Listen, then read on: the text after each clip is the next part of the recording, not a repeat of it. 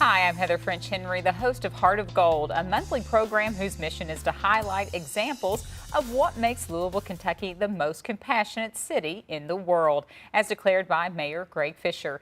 This series features local nonprofit organizations of all shapes and sizes, which are working to improve the quality of life for all Louisville citizens. Thank you for joining us tonight, and special thanks to WHS TV for generously producing this series. This segment features Athena'S Sisters. Athena'S Sisters is the first and only nonprofit grassroots organization run by and for military women in Kentucky. Their slogan is Mind, Heart, and Body, Justice for all active duty and veteran women. Their mission is built upon creating greater access to mental and physical health care services, government and/or civilian, through education and artistic advocacy, with their partnerships and providers and supporters of active duty and veteran women. They are honored to have their CEO, we're honored to have their CEO and founder, Lindsay Gargano, here to talk about Athena'S Sisters with us. Lindsay, welcome. Thank you. It's an honor to be here. Well, it's been a pleasure to work with you for some time now, certainly. So for our audience, tell them what Athena'S Sisters is and how it got started. Well, Athena'S Sisters started, our technical date was January 27th of 2014, so we're not quite at 2 years yet. I am personally a veteran, and I was going through a lot of therapy for different traumas and things like that. And when I was doing it, I was alone, and I was pretty connected to the community, so I couldn't imagine what it was like for other women, particularly in rural areas, what it felt like for them. And so between all my educations and all the work I had done, it just kind of all fell into place at one time. Because I have a background in social work and creative writing, and I was able to go to school because of the military, so it's kind of a perfect fit. But really, I just wanted friends. I mean, that was the whole point. I just wanted an art meeting one night a month, and I thought that would be really cool. But from the very first meeting, I knew 2 women, and over 12 women showed up. And, you know, officers, enlisted, retired, active duty, you name it, we were all representative. Because a lot of times I don't think people give credit to how diverse military women really are. You know, we just kind of get lumped in a category. So at that meeting, I had gone in with the vision of Athena'S Sisters and the Mind, Heart, and Body Justice. But it was pretty loose, and I had an idea of what I thought it could be, but I didn't know what everybody else wanted. But the women decided 2 things. They wanted to know more education about what was available to them in the community, whether it was about jobs, housing, education, physical, mental health care, all these things. And the other piece was they wanted to do the sisterhood.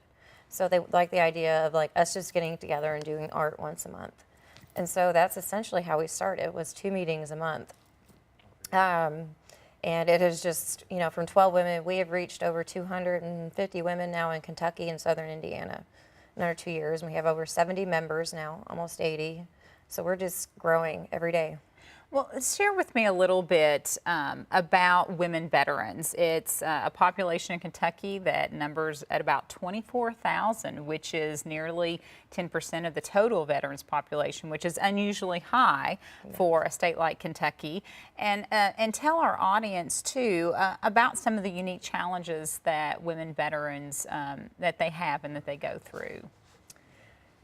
A lot of what I see is, well, homelessness is the biggest issue that I've been working on, because like I said, even though our focus is mental and physical health care, if you're homeless, you're not going to be getting therapy.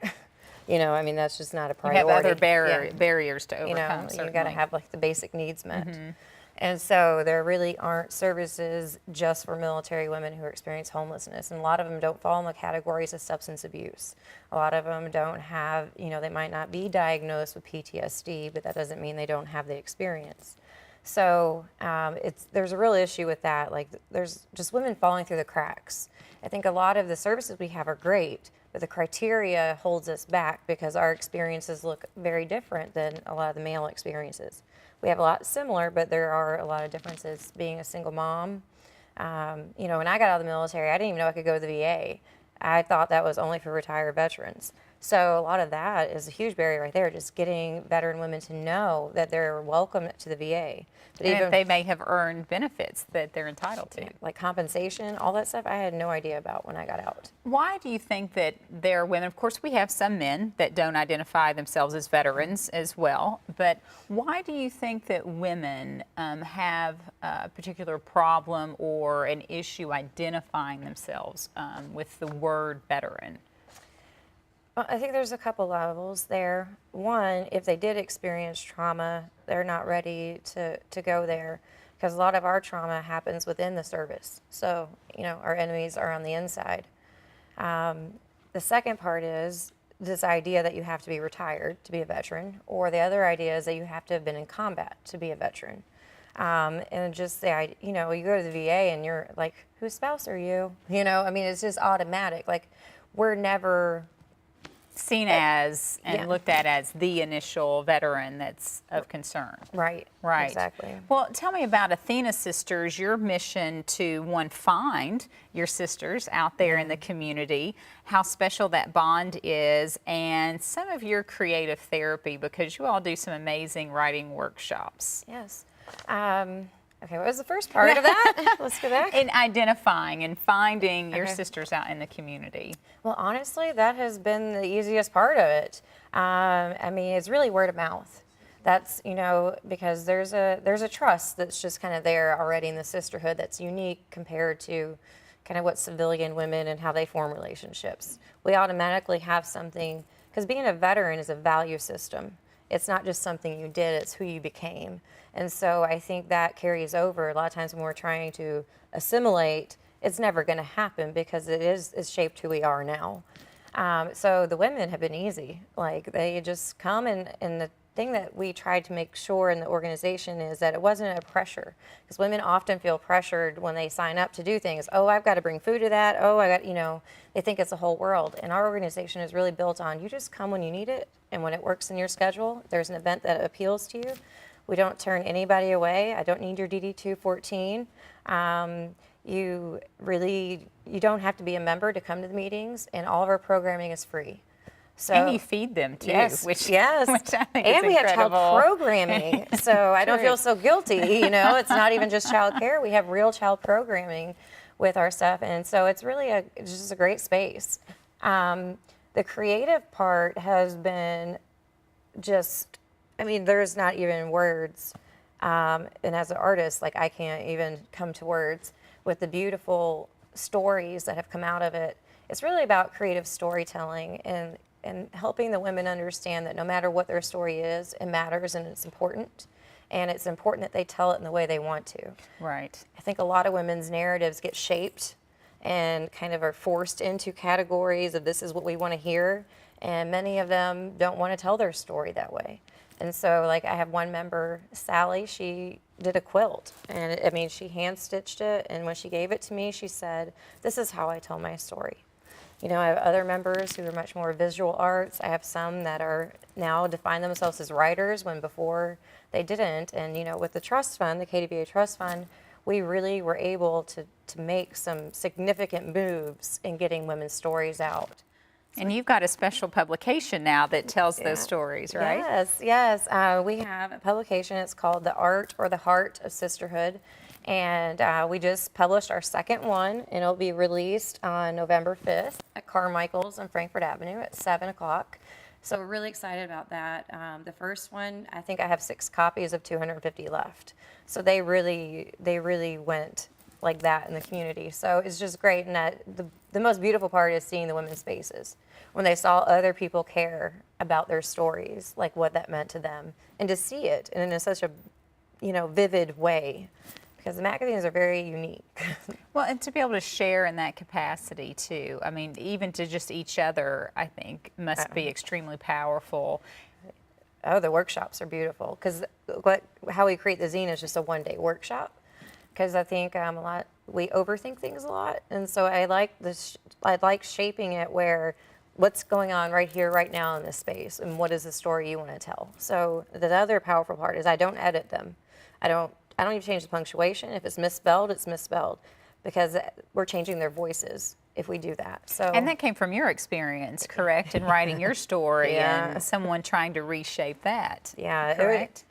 yeah, and it could be really traumatic. And I think that's a important thing for the community to see. If a veteran is telling you a story, male or female, and it's their trauma, and you send it back to them and tell them it's wrong, you have to think of the consequences of what you're doing there. I think for those kinds of stories, the regular rules just don't work. You know, it's really important that people just tell it how they want to.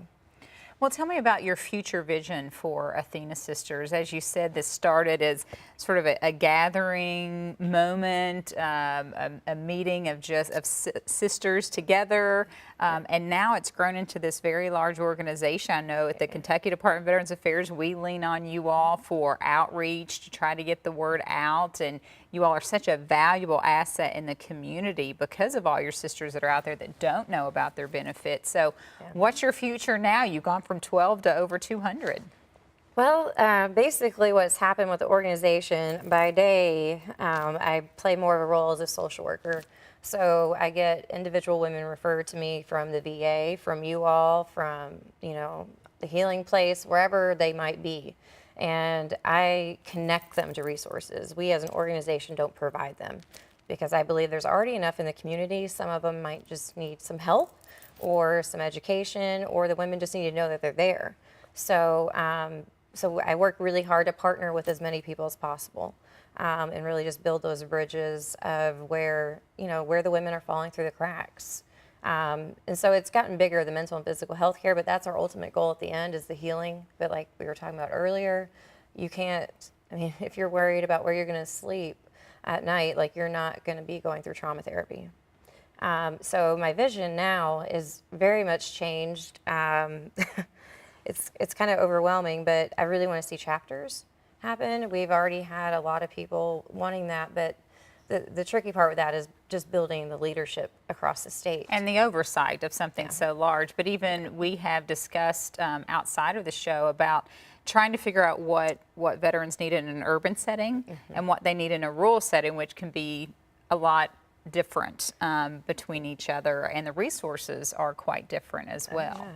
Well, and I think that was the beautiful part of our framework, right? Like we are grassroots, so Louisville, like what we have here, we're like in the mecca of services compared to the state of Kentucky. You know, I'm from Lexington in eastern Kentucky, and when I moved back to Lexington, there was not, you know, I didn't know anything, but that they have the power to really shape what we have an umbrella, but they have the power to shape whatever it is in their community. They might be working on mammogram access. I don't know, they could be working, they might want to focus more just on the art.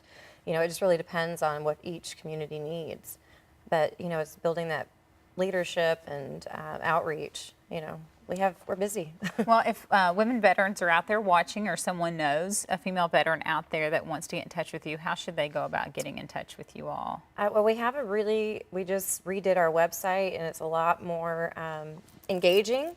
So I'm really excited about that. It actually looks professional. You know, it's not so grassroots looking, but it's just www.athenasisters.us. Just one word, and people are always welcome to call me or email me. All that information is on the website. We also have a Facebook and a Twitter and all that, so we try to keep up with as much as we can in the community. Excellent. Lindsay, thank you so much. Thank you for your service to our country and for what you do for your fellow sisters. It has been an honor to work with you. And again, if you would like to be a part of Athena Sisters or find out more about Athena Sisters, log on to www.athenasisters.us. And come back for more of Heart of Gold. And thank you for joining us for this program.